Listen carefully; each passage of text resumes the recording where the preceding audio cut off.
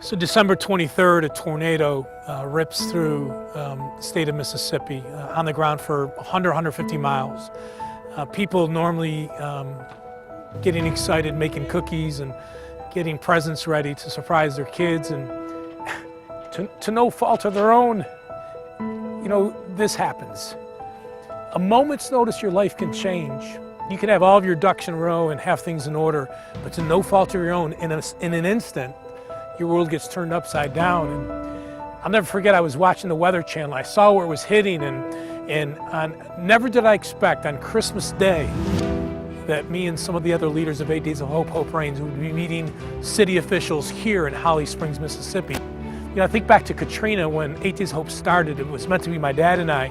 Since then, none of the credit belongs to us, but God has taken 17,000 people around this country and has rebuilt 1,700 homes for free. And we're all volunteers. I don't know about you, but sometimes I put God in a box. And when I come on these trips like today, that box doesn't exist. I saw a family come in begging for help, needing help, with two little boys who saw their bicycles disappear in a tornado. And when they sat down to ask for help, they looked to the left, and just an hour before, someone had dropped the two most perfect sized bikes for these 3-year-old boys. And to see their joy when we said you could have them had nothing to do about rebuilding a house, but they got to see Jesus in action. The best sermon I ever heard is the one I saw. The volunteers that were working here today that came from all over the country. I drove 40 miles, big deal. People came from Indiana, New York, and Ohio.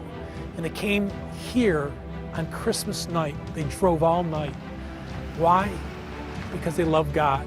God tells us to love Him and love others. That's what this is all about, loving people. It's an amazing 5 days. It's so much fun to see God in action.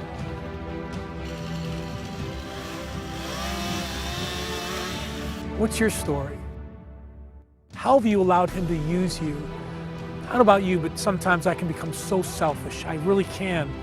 But when we take our eyes off ourselves and we look to serve others, you're blessing them, but you get blessed as well. It's amazing how that works. And you never leave something like this, or you never leave something that God tells you to do that you do, not unchanged. You'll be changed forever.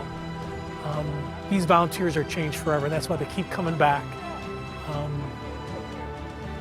That's our God.